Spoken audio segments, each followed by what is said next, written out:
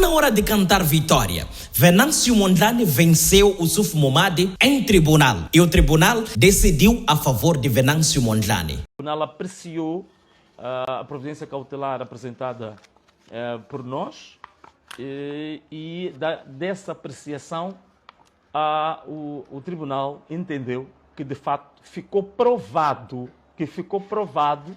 porque nós juntamos peças de evidências desses atos que estavam a ocorrer.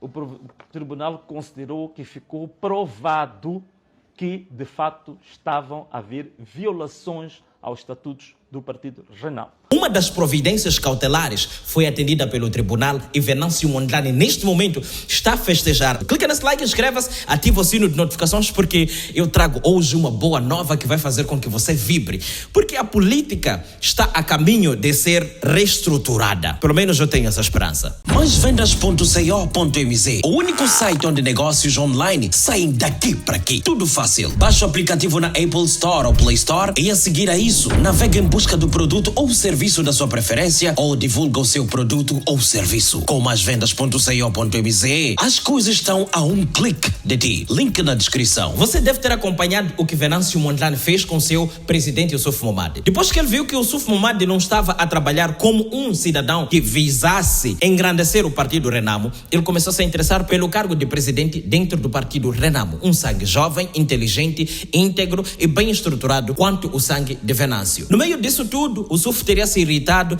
e teria removido Venâncio Mondlane de cargos de grande valor, o que teria feito com que Venâncio perdesse dentro do Partido Renamo cerca de 113 mil meticais e algumas regalias. Isso teria feito com que Venâncio Mondlane recorresse à justiça para pedir à justiça que faça algum tipo de pressão para o Yusuf Mohammed parar com exonerações em massa. E todas as decisões que o Yusuf Mohammed, segundo como o tribunal decidiu, tomadas depois que o seu mandato expirou, são ilegais e não devem ser consideradas. Pelo que todas as demissões, todas as exonerações que houve depois do dia 17, promovidas pelo Yusuf Mohammed, não funcionam. Isto é um motivo para a gente comemorar. E existe aqui outra coisa. Esta é a primeira de duas. A segunda que ele submeteu visa fazer com que o tribunal force o Yusuf Mohammed a marcar a data do Congresso. Por quê? É preciso que comecem a fazer preparações de base visando conduzir os candidatos às suas vitórias. Então, é importante que essas cenas aqui se escutem. Agora, vamos lá. Diz-se por aí que o Yusuf Mohammed esteja a transformar a Renamo em uma sucursal da Frelimo. Se isso estar a acontecer, é muito bem provável que esta vitória aqui seja uma vitória aparente e que lá no finalzinho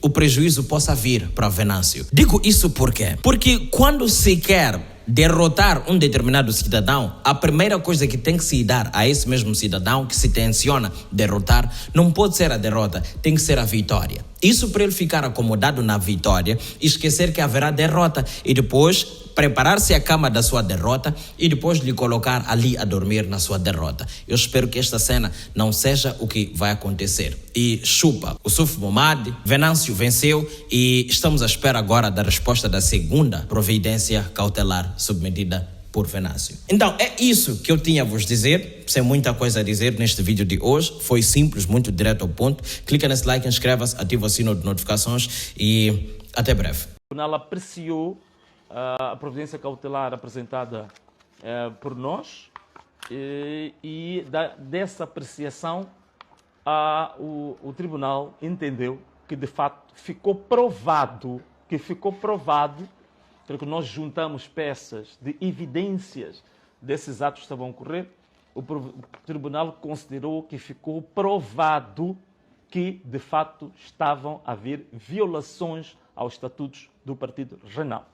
E na matéria que tem a ver com as exonerações em massa de delegados políticos provinciais, delegados políticos distritais, de membros dos órgãos eleitorais, dos gabinetes eleitorais da Renamo, que sempre que se desconfiasse que essas pessoas não eram de confiança ou tinham alguma simpatia pelo Venâncio Mondlane ou ainda eram pessoas que se pronunciassem livremente, então o tribunal decidiu, e penso que este documento já se tornou público, muita gente já viu isto, em que o tribunal decretou, ordenou que o presidente do partido suspender-se todos os atos estruturantes por ele praticados. Atenção a uma coisa, não só os atos de exoneração de membros, não só os atos de exoneração de quadros dos gabinetes eleitorais e outros departamentos, mas o tribunal refere-se a todos os atos praticados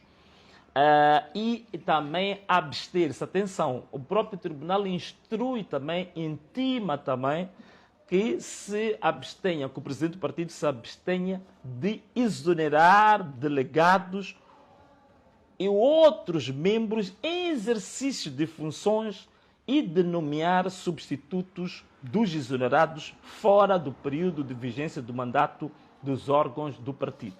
Atenção a uma coisa, aqui é preciso notar uma coisa muito interessante que se calhar algumas pessoas não prestaram a devida atenção. Primeiro, é preciso perceber que o tribunal não se refere apenas ao presidente do partido.